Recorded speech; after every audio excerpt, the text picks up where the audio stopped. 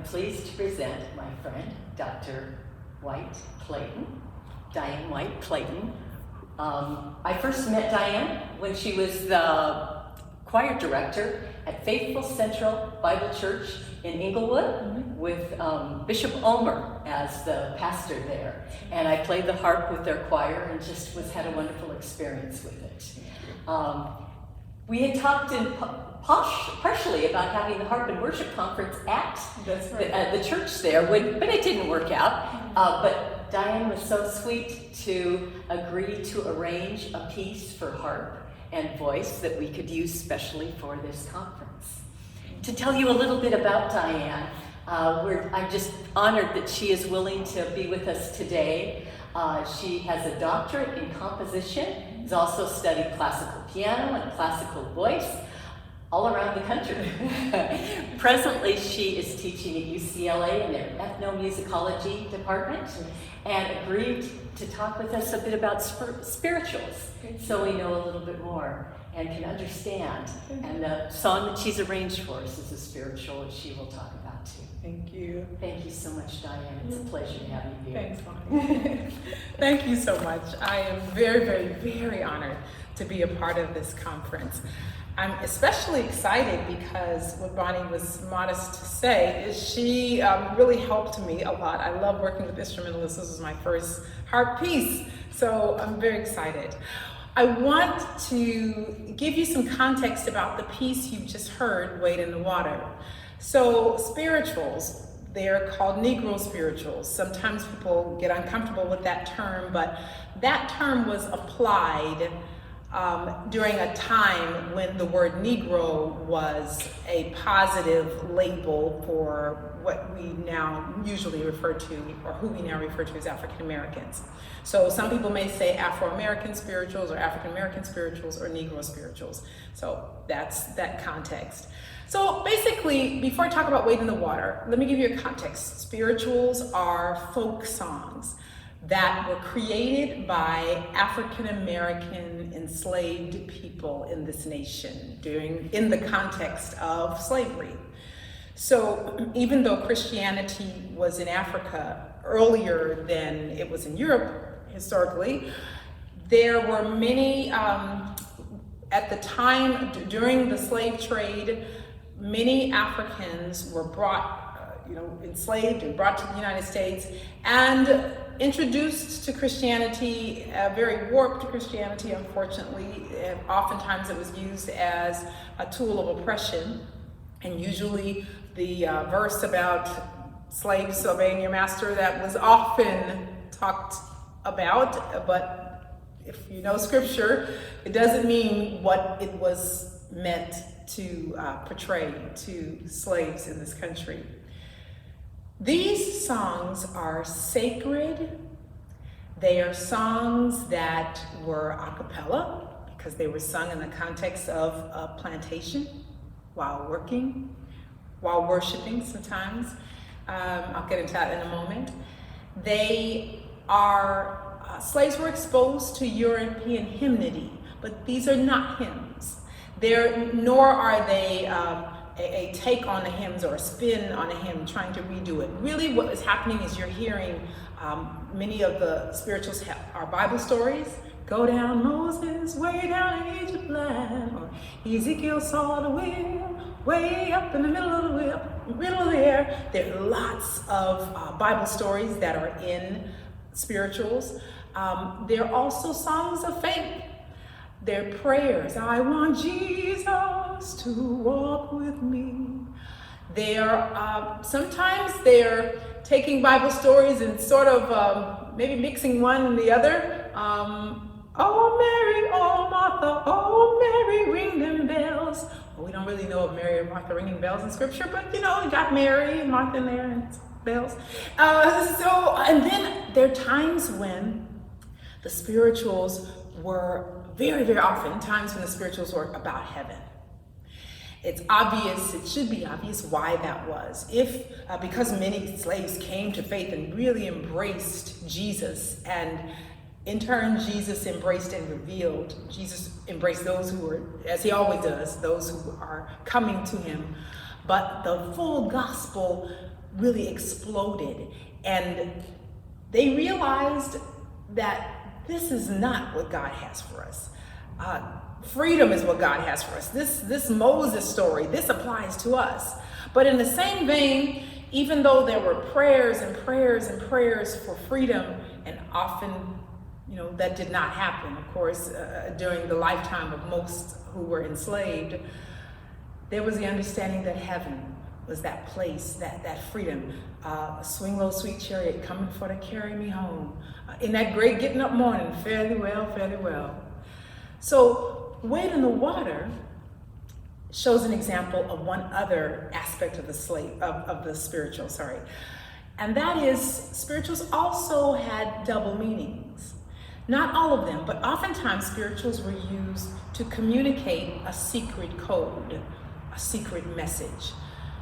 One sort of message would be, steal away, steal away, steal away to Jesus. So that's steal away to Jesus, steal away home. I ain't got long to stay here. Now that is really saying, I'm stealing away in prayer. I'm stealing away in my close relationship with God. I'm not going to be on this earth a long time. I know I'm going on to heaven. But it could also be a way that someone was signaling, tonight we're going to have a secret meeting in the woods. There's a specific carved out place where slaves would gather. It was illegal for slaves to gather without the presence of their overseer or of the master because of obvious reasons, planned insurrection or discussion of someone who was going to run away, and the whole community had to be covering for that person. So wade in the water is another such spiritual. Growing up in Washington, D.C., where my dad was pastor, I often heard these, many spirituals. Well, wade in the water is traditionally a spiritual that is sung during baptism in African American churches. And so usually baptism by submersion. So we'd sing, wade in the water, wade in the water, children, wade in the water. God's gonna trouble the water. So before I talk about the double meaning, that context, the context of that spiritual is where Jesus is in the story of him, the man who was sitting by the pool at Bethesda and wanted to be healed.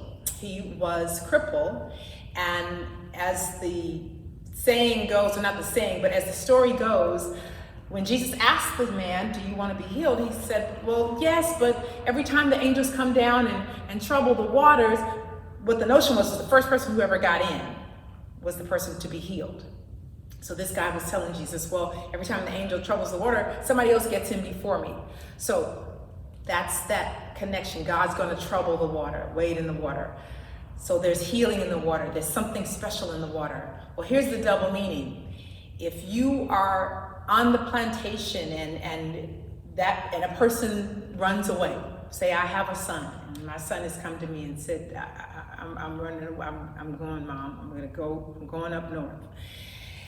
So we realize when he takes his escape, we find out, and because we can hear, when they send the party after him and they have the dogs. So maybe we start singing Wade in the Water in a way that it soars through the community, through the trees, if you will.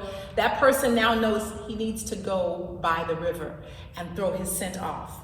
It could also just be instructions. Somebody is saying they want to run away. And so wade in the water, go through the river, because that's going to help your escape.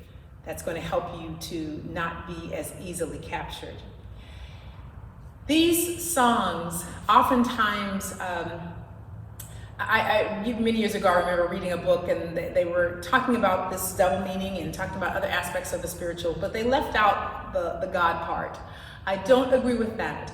I think it's both and.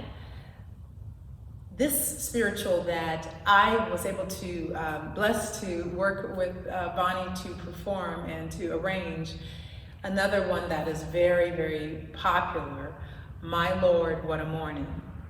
So this is taken from Revelation, where there's a scripture that says the stars begin to fall. Now, this is the way we're setting it is just, and even the way the melody is a very beautiful, picturesque thing of stars falling, almost like, you know, star works or something, fireworks. But this is really the Lord's return, and it's equating or talking about God's wrath, really. So, my Lord, what a morning! There is a hope and an understanding, and this is my interpretation of it, a hope and an understanding that for a person who would have been enslaved in this horrific context where the animals are treated better than you, where if you tried to read, your eyes could be gouged out. If you were a man who was trying to protect his family or prevent his wife from being raped by the master, which was a common thing to happen, especially in the context of my great-grandmother, who was a breeder. A breeder was a woman who was just set up to only to be impregnated and her children sold. When the master would impregnate the woman, then the child would be sold for a higher price, because that would be a house nigger, excuse the word. A person in this context to believe and to have faith, that is so incredible. That's why these pieces are so powerful. These songs, this wealth of songs, really forms the bedrock of American popular music, because out of spirituals come gospel.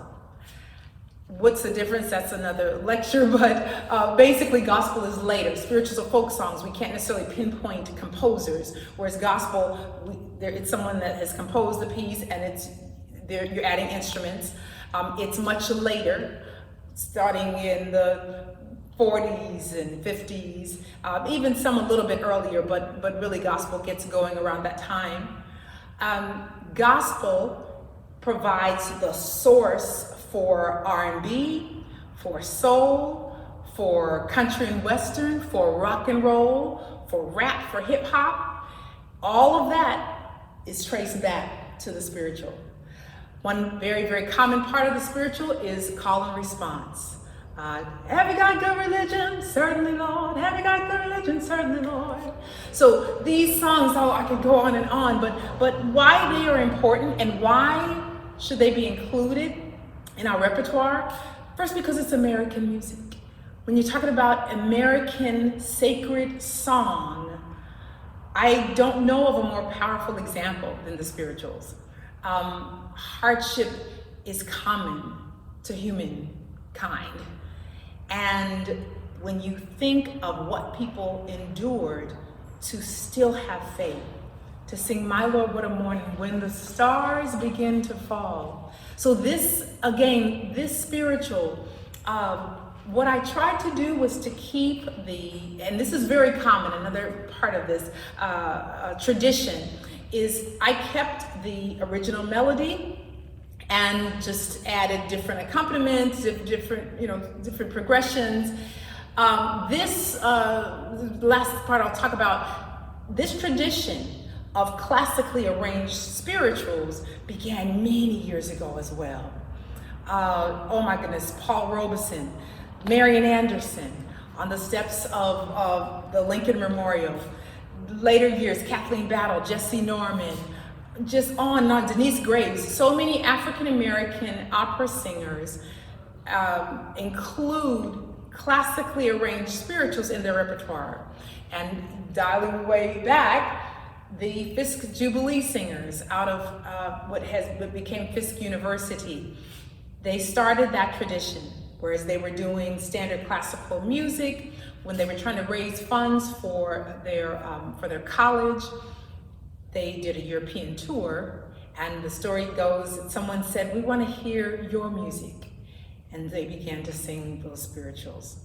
And there began a long tradition of choral arrangements of spirituals, as well as solo voice arrangements of spirituals. So I hope that you enjoy My Lord What a Morning. You will hear oftentimes in spirituals, people sing them in dialect. And that is because slaves often talked in dialect. They spoke the language, the new language that they learned from their slave masters, and it was in the South. So they would say, ain't got, or whatever, or when the stars. So if there's any takeaway, I would say to understand that this music is a treasure. It's American treasure. It's in the soil of this nation. And it's music that is from some of the most painful, horrific aspects of human treating, or humans' treatment of other human beings. Yet, it is the most powerful example of the grace and love of God. My Lord, what a morning.